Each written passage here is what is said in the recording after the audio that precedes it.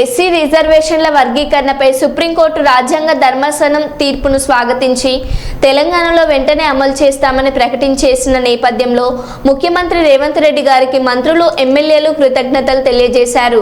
శాసనసభలోని CM కార్యాలయంలో స్వీట్లు తినిపించుకొని సంబరాలు జరుపుకున్నారు. సీఎంను కలిసిన వారిలో సీనియర్ మంత్రివర్యులు, ఎమ్మెల్యేలు, ఇతర ప్రజాప్రతినిధులు ఉన్నారు. అలాగే కాంగ్రెస్ పార్టీకి చెందిన పలువురు నాయకులు సైతం డప్పు దరువులతో వచ్చి ముఖ్యమంత్రి గారిని కలిసి వర్గీకరణ సంబరాలు పంచుకొని సీఎంకు కృతజ్ఞతలు తెలిపారు.